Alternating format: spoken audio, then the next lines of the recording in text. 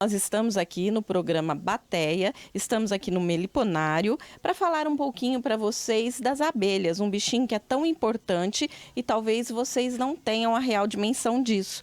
Elas, além de criarem as abelhas, né, além de criarem o mel, elas são responsáveis pela polinização de diversos alimentos. Nós vamos conversar aqui com a bióloga Natália Vieira, que vai nos explicar exatamente como que é isso, Natália, essa questão das abelhas serem tão importantes aí na questão dos alimentos. Elas são essenciais, né? A maior parte da polinização de tudo que a gente come, tudo que chega para a gente na nossa mesa, vem desse serviço, né, ambiental gratuito que as abelhas fazem, que é a polinização. Quando ela vai se alimentar, que ela vai buscar o néctar nas flores, ela acaba levando os grãos de pólen de uma flor para outra, e é onde acontece o fenômeno mágico aí da natureza, né, que é a polinização, e dá todos os frutos, tudo que a gente consome. Por isso, estamos vendo aí tantas pessoas se empenhando aí em fazer esses criadores, igual a gente está vendo aqui, né, para poder conservar, porque as abelhas estão aí quase em extinção.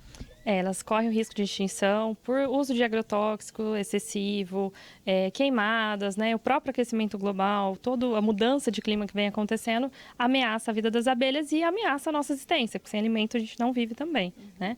E o meliponário, né, que é a criação de abelhas sem ferrão, muita gente pergunta, mas o que é isso? Ela não tem ferrão? Não tem. São espécies de abelhas, tem mais de 200 espécies no país que não tem ferrão. Então elas não oferecem risco nenhum para a nossa saúde, né? Não tem nenhum problema. Você pode inclusive ter em casa, né? Incentivo que as pessoas tenham essas colmeias em casa para ajudar nessa conservação, para que elas não desapareçam do planeta. E é complicado para que a pessoa passe a cuidar em casa? Existe um projeto, um processo? A gente precisa conhecer um pouquinho, claro, né, sobre o comportamento delas. Mas, na verdade, não é um tipo de animalzinho de estimação que fica lá, né?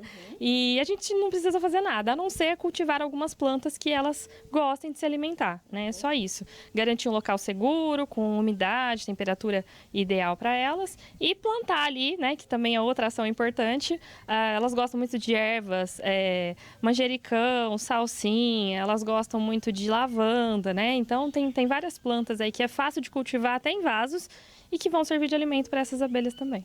A gente está vendo aqui, né, diversas casinhas, vamos dizer aqui, assim, né? Essa que está atrás de você, um monte de abelhinha ali, elas estão cobrindo os espaços em aberto, é isso? Isso, essa espécie aqui é a jataí, ela é bem comum no ambiente urbano, né? A gente sempre vê, até nos muros das casas, elas costumam se abrigar ali, fazer as suas colmeias. E elas fecham todas as frestinhas exatamente para não entrar nenhum intruso, né? Então, é muito legal a gente conseguir observar de perto, porque a gente aprende demais. Então, elas têm inclusive as faxineiras que ficam dentro da colmeia, fazem a limpeza, tem as sentinelas que ficam do lado de fora cuidando, né? E tem as operárias, tem as coletoras, né? Que vão fazer a coleta. Então, é uma sociedade realmente muito organizada e elas cuidam de cada detalhe para manter tudo funcionando.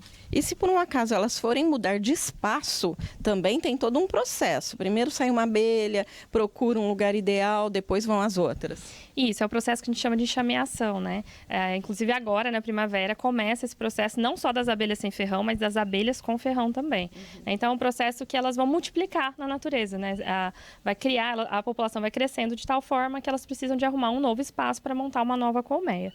Então, nas abelhas sem ferrão, tem lá a princesa, né? Que vai virar a nova rainha, então elas se mudam, elas escolhem em primeiro lugar, fazem toda a higienização do espaço, começam a levar material da colmeia antiga para formar o novo. Bom, e aí quando vai formar uma nova colmeia, a princesa, né, que vai ser a nova rainha, tem o voo nupcial, né, que tem o zangão, que vai fazer todo esse processo para ela se tornar a rainha, para ser capaz de colocar novos ovos, e ela se muda para a nova colmeia e ela começa a postura dos novos ovos para nascerem novas abelhas, né, e aí tá feita aí uma nova colmeia para garantir a continuidade da espécie. Existe o cuidado necessário, né, por conta da abelha que possui o ferrão.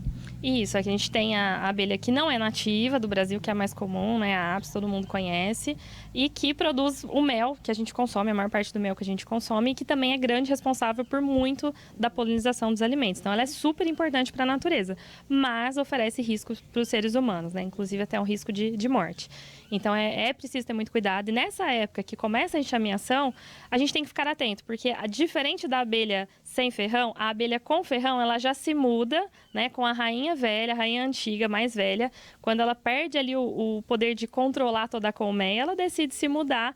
E aí tem as abelhas fiéis lá que vão acompanhar, então elas se mudam para um outro ninho, para formar um outro ninho. Nesse processo de mudança, elas param às vezes para descansar. É muitas vezes onde elas param num galho, entra dentro de uma casa, né, num ambiente urbano. Como a gente tem muita perda de vegetação no entorno das cidades, elas vão acabar passando pelas cidades, né? Então é um momento de a gente ter bastante cuidado realmente.